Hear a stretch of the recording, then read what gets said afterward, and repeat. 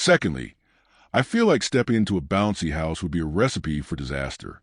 Not just for me, but for anyone else who happens to be in there at the same time. Let's be honest. If I go in, the real risk is for whoever is standing nearby.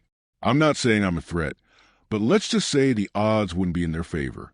Sure, I was an athlete, past tense emphasized, but that doesn't mean I should be risking a sprained knee, a separated shoulder, or worse, just for a little fun. These things are all good, and well, until you're the one limping away from it.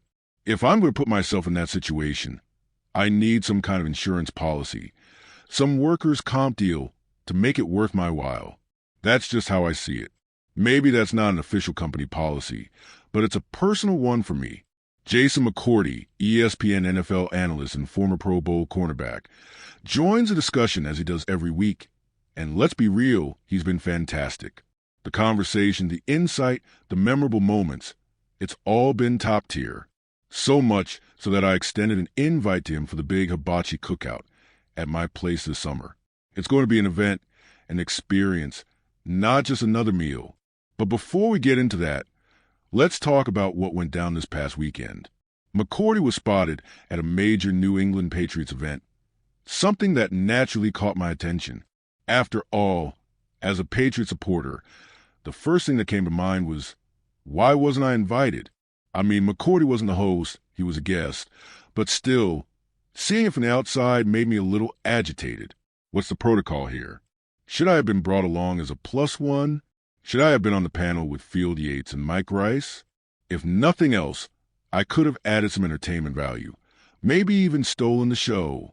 Of course, McCourty's brother wasn't about to let things slide either. He jumped on Twitter and took a playful jab, saying, don't give him too much credit. He only made one play for that. The sibling rivalry is real, and McCourty knows it better than anyone during their playing careers. His brother was the one racking up wins and collecting trophies. Now in retirement, the roles have flipped. Jason's the one shining under the media spotlight, while his brother is left watching. It's a dynamic shift, and Jason isn't shy about pointing it out. But all that aside, when it comes to the New York Giants' latest move, there's a lot to dissect. They just signed Russell Wilson to a one-year deal, and the reaction from the fan base has been mixed, to say the least. Some are asking, what are we doing? But the reality is, what were the alternatives? They made an early run at Matthew Stafford this offseason, but that didn't materialize. Jameis Winston is in the building as a backup, but beyond that, where were they supposed to turn? Russell Wilson isn't walking into MetLife Stadium to be the guy who revolutionizes the Giants franchise overnight. This isn't about returning to his Super Bowl winning form from Seattle. This is about stability, about bringing in a quarterback who can execute an offense at a professional level. Last season, the Giants went through a carousel of quarterbacks, Tommy DeVito, Tyrod Taylor, Drew Lock.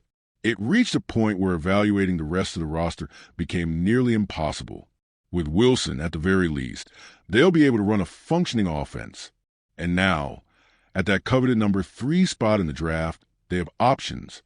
Do they go after Shadur Sanders if he's available? Do they take a generational defensive talent like Travis Hunter or Abdul Carter? Wilson's presence allows them to take the best available player instead of making a desperate reach for a quarterback. The question now is, are they more or less likely to take a quarterback at number 3? McCourty leans toward less likely, though he leaves the door open for a move later in the first round. Could they trade back up for someone like Jackson Dart? Maybe Tyler Shaw. Depending on how they evaluate him, it's all in play. But one thing is clear, Wilson signing shifts the draft board for New York. It gives them flexibility, a chance to build around an established veteran instead of placing all their hopes on a rookie quarterback. Meanwhile, the Pittsburgh Steelers find themselves in a precarious situation. There's a distinct possibility, perhaps not a probability, but a possibility that they end up with nothing at quarterback. And that reality is staggering when you consider how they got here. 2 years ago, they brought in Mitch Trubisky while drafting Kenny Pickett in the first round. At the time, the plan seemed solid, transition from Ben Roethlisberger to a young quarterback with upside. But Pickett never materialized into the franchise quarterback they had hoped for. Fast forward to last offseason, and the Steelers were being praised for their moves, acquiring both Justin Fields and Russell Wilson for a fraction of what teams normally pay for quarterbacks. But now, they're right back where they started, without a definitive answer at the most important position in the game. And the elephant in the room is Aaron Rodgers. On paper, it's the perfect fit.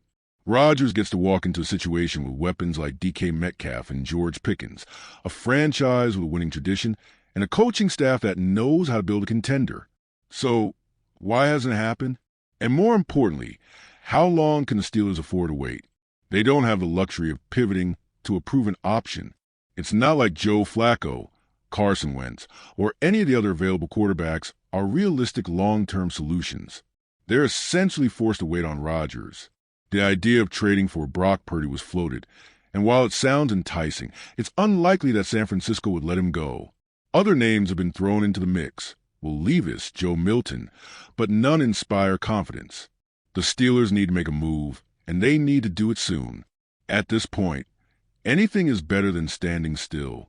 Meanwhile, Cam Ward dazzled at his pro day, reinforcing the belief that the Tennessee Titans are ready to select him with the number 1 overall pick. McCourty, having covered the AFC South extensively, believes it's the right move. The Titans have been aggressive in free agency, shoring up the offensive line with key signings like Kevin Zeitler and Dan Moore. They have a solid backfield with Tony Pollard and Tyjae Spears, giving Ward support he needs to develop. But the biggest reason why this pick makes sense? Leadership. The Titans have learned from past mistakes. Jake Locker and Marcus Mariota both had talent, but they lacked the vocal presence needed to lead a team. Ward isn't just being drafted for his ability. He's being drafted to be the face of the franchise, on and off the field. And then there's J.J. McCarthy, the rookie quarterback for the Minnesota Vikings, who recently admitted that the team has officially named him the starter. Should anyone be reading into that? Not really. It's March. The only other quarterback on the roster is Brett Rippon. Barring something unforeseen, McCarthy is QB1. But could the Vikings revisit Aaron Rodgers? McCourty thinks that ship has sailed. If they were serious about Rodgers, the move would have already happened. Free agency is nearly a month in. At this point, they need to commit to McCarthy and move forward.